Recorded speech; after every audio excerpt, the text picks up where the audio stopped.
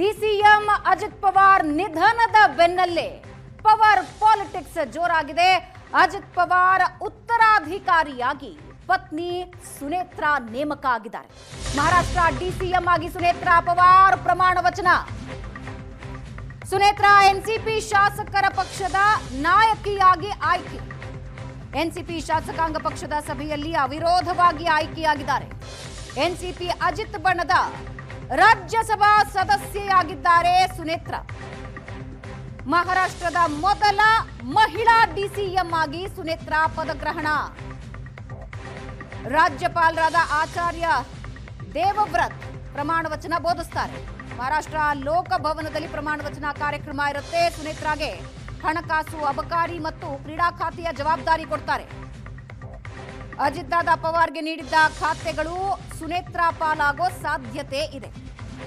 ಪತಿ ಅಜಿತ್ ಪವಾರ್ ಸ್ಥಾನ ತುಂಬಲಿದ್ದಾರೆ ಪತ್ನಿ ಸುನೇತ್ರಾ ಪವಾರ್.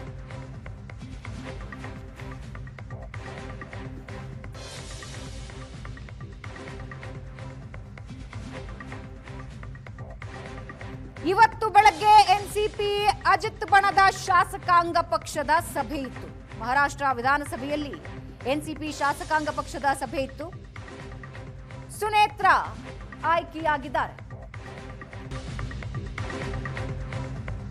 ಮಹಾರಾಷ್ಟ್ರ ಡಿಸಿಎಂ ಆಗಿ ಸುನೇತ್ರಾ ಪವಾರ್ ಪ್ರಮಾಣ ವಚನಕ್ಕೆ ಶರದ್ ಪವಾರ್, ಸುಪ್ರಿಯಾ ಸುಳೆ ಗೈರು. ಕಾರ್ಯಕ್ರಮಕ್ಕೆ ಆಹ್ವಾನ ಇದ್ರೂ ಕೂಡ ಶರದ್ ಪವಾರ್ ಮತ್ತು ಸುಪ್ರಿಯಾ ಸುಳೆ ಗೈರಾಗಿದ್ದಾರೆ. ಸುನೇತ್ರಾ ಆಯ್ಕೆ ಎನ್ಸಿಪಿ ಪಕ್ಷದ ನಿರ್ಧಾರ ಅಂತ ಶರದ್ ಪವಾರ್ ಹೇಳಿದ್ದು, ಇದು ಅವರ ಪಕ್ಷದ ಆಂತರಿಕ ನಿರ್ಧಾರ ಅಂದಿದ್ದಾರೆ. ಅವರ ಪಕ್ಷದ ಕೆಲವರ ನಿರ್ಧಾರ ಅದು ಅಂದಿದ್ದಾರೆ.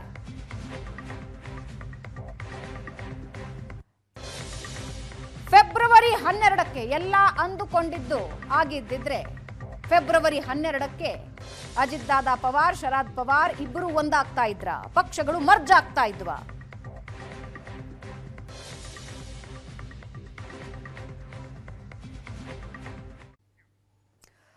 ಮೂಲಗಳ ಪ್ರಕಾರ ಎಲ್ಲ ಅಂದುಕೊಂಡಿದ್ದೇ ಆದ್ರೆ ಅಜಿತ್ ದಾದಾ ಪವಾರ್ ಬದುಕಿದ್ದಿದ್ರೆ ಫೆಬ್ರವರಿ 12 ಒಂದು ಪಲ್ಲಟ ತೆಗೆದುಕೊಳ್ತಾ ಇತ್ತು. ಆದ್ರೆ ಈಗ ಸಂಪೂರ್ಣ ಬದಲಾವಣೆಯಾಗಿದೆ. ಇದ್ರ ಬಗ್ಗೆ ನಮ್ಮ ಜೊತೆ ಮಾತನಾಡೋದಕ್ಕೆ ರಾಜಕೀಯ ವಿಶ್ಲೇಷಕರಾದ ಪ್ರಶಾಂತ್ ನಾತು ಮತ್ತೊಂದು ಸಲ ಸಂಪರ್ಕದಲ್ಲಿದ್ದಾರೆ. ಪ್ರಶಾಂತ್, ಬದಲಾದ ರಾಜಕೀಯ ಸನ್ನಿವೇಶ, ಶರದ್ ಪವಾರ್ ಅವರು ಮಾತನಾಡಿದ್ದನ್ನ ನಾವು ನೋಡಿದ್ವಿ. ಈಗ ಸುನೇತ್ರಾ ಅವರು ಆಯ್ಕೆಯಾಗಿದ್ದಾರೆ. ಓವರ್ ಆಲ್ ಈಗ ರಾಜಕೀಯ ಪಲ್ಲಟ, ಮುಂದಿನ ನಿರ್ಧಾರಗಳು ಏನಾಗಿರುತ್ತೆ?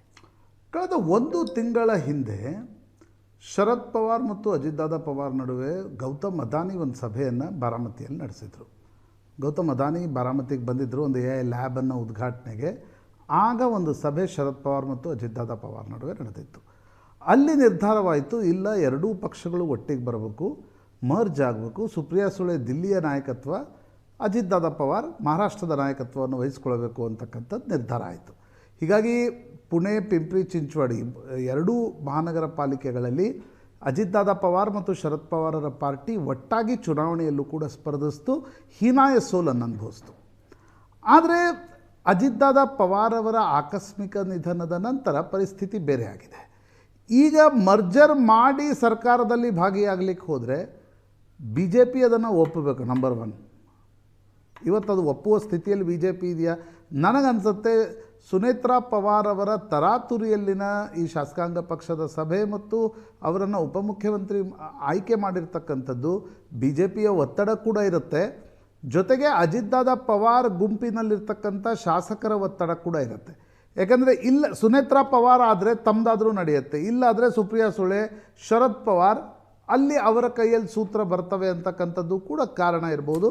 ಯಾಕೆ ನನಗನ್ಸುತ್ತೆ ಮಹಾಯುತಿಯಿಂದ ನಾವು ದೂರ ಹೋಗೋಲ್ಲ ಅಂತಕ್ಕಂಥದ್ದನ್ನು ಸುನೇತ್ರಾ ಪವಾರ್ ಅವರನ್ನು ತರಾತುರಿಯಲ್ಲಿ ಅಜಿತ್ ದಾದಾ ಪವಾರ್ ನಿಧನದ 72 ಗಂಟೆಗಳಲ್ಲಿ ಅವರನ್ನು ಶಾಸಕಾಂಗ ಪಕ್ಷದ ನಾಯಕಿಯನ್ನಾಗಿ ಆಯ್ಕೆ ಮಾಡಿ ಉಪಮುಖ್ಯಮಂತ್ರಿಯಾಗಿ ಪ್ರಮಾಣ ವಚನವನ್ನು ಕೂಡ ಕೊಡಿಸಲಾಗಿದೆ. ಬಹುತೇಕ ಮುಂದಿನ ದಿನಗಳಲ್ಲಿ ಮರ್ಜರ್ ನಡೆಯುತ್ತಾ ಇಲ್ವಾ, ಅದರಲ್ಲಿ BJP ಏನು ಹೇಳುತ್ತೆ? ಯಾಕಂದರೆ ನೋಡಿ, ಶರದ್ ಪವಾರ್ ಅವರಿಗೆ ವಯಸ್ಸಾಗಿದೆ, ಅಜಿತ್ ದಾದಾ ಪವಾರ್ ಇಲ್ಲ. ಈ ಪರಿಸ್ಥಿತಿಯಲ್ಲಿ NCPಯನ್ನು ಅಪೋಷಣ ತೆಗೆದುಕೊಳ್ತಕ್ಕಂಥ ಪರಿಸ್ಥಿತಿಯನ್ನು BJP ಸೃಷ್ಟಿ ಮಾಡುತ್ತೋ, ಅಥವಾ ಅದಕ್ಕೊಂದು ನಾಯಕತ್ವವನ್ನು ಕೊಡಬೇಕಾದ್ರೆ ಮರ್ಜರ್ ಆಗಿ ಸುಪ್ರಿಯಾ ಸುಳೆ ಅದಕ್ಕೆ ನಾಯಕತ್ವವನ್ನು ಕೊಡುವ ರೀತಿಯಲ್ಲಿ ಮಾಡುತ್ತೋ?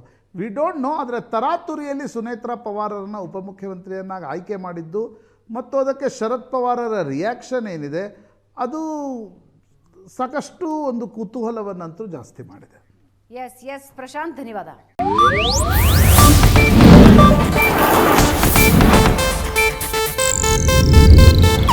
ಇದು ಏಷ್ಯಾನೆಟ್ ನ್ಯೂಸ್ ನೆಟ್ವರ್ಕ್ ಪ್ರಸ್ತುತಿ.